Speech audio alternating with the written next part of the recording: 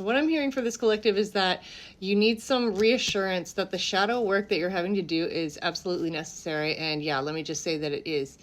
And I think that a lot of stuff that you might find on your apps in the spiritual communities might say that, especially with like law of attraction and like manifestation, that if you just think your way out of it, then or if you kind of like ignore your pain, then it'll go away. And it's just not true. It's going to come up again. It's going to come up again and again and again. Because once you start to realize that you can manifest, you're like, oh my God, I am out of the trauma bond. I'm exited that like particular matrix of, so to speak.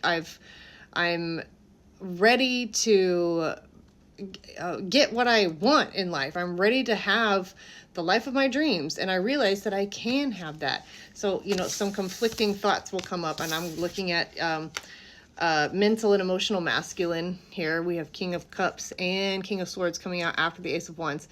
So father wound could be.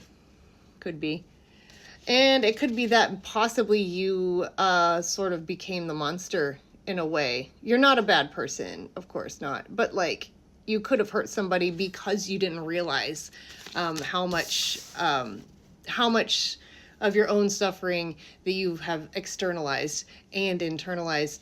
You may have had abusers that have, like I said, your father or father figure come into your mind and really implant these false narratives so that he could emotionally soothe himself via your pain, which is kind of like a backwards alchemy. It gets all mixed up. So anytime you have the, oh my God, I can do it, the idea or the momentum forward, these blocks are going to come up. The conflicting beliefs will come up. And it's not something to shy away from or to be afraid of, or to then make another story saying like, oh, since I'm sad, or since I procrastinated, or I'm not that good at what I do and other people are better and I should just give up, or it's delusional. That is all coming from your shadow.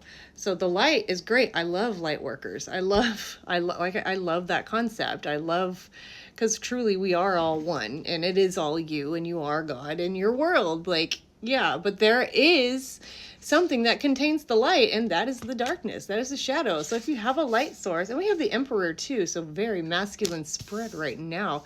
We have shine a light, take a flashlight, candle, whatever, and then a light source, and then put something in front of it that obstructs it. There's your shadow. Okay.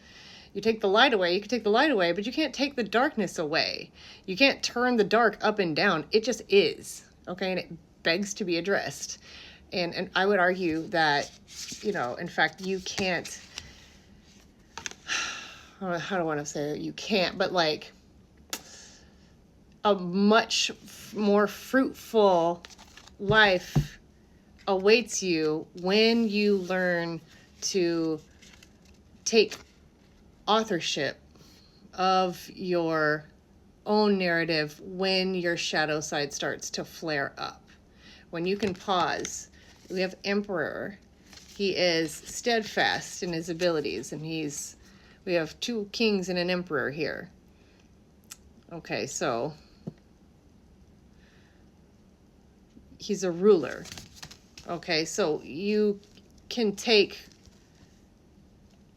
comfort in the fact that the shadow does let you see it.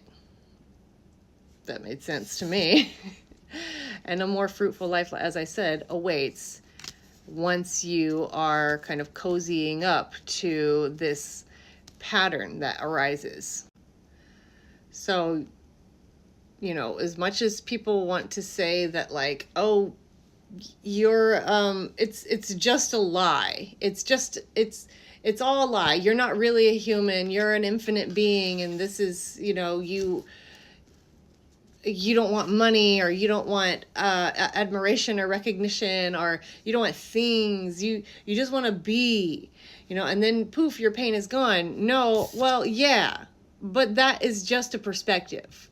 And we are meant to sift and sort through the contrast, all the contrast and all the polarization and the pain will give you information.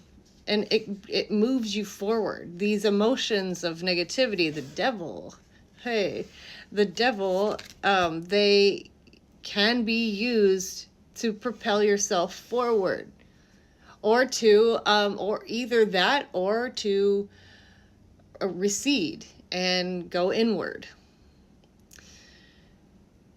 And just and honestly figure out what that story is actually saying and see if it contrasts with what you really want, and it usually does. That's why you don't feel good about it, right? It's like, really, like, no matter how hard you try to disidentify with the so-called ego, it just won't happen. Because even if you disidentify with the ego, then you're the guy that doesn't identify with the ego. Right? You can't not. I mean, there are lobotomy patients. People have their parts of their brain taken out and they still identify as human, and they still have like global memories. It's just distinct to your experience here, and especially if you're watching this. But this is going to get you where you want to go, right? I feel like this is a bridge that you've avoided crossing. And you're strong enough now. You're there.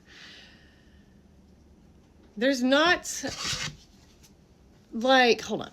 I feel like you're realizing now that there is kind of no other way forward but to cross this bridge that you have avoided crossing by kind of avoiding shadow work in a way.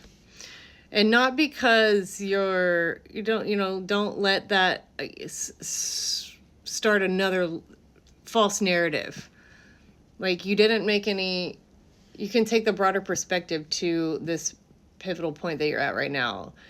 The broader perspective being, looking back, though you did make mistakes, and mistakes were made to you, you were hurt.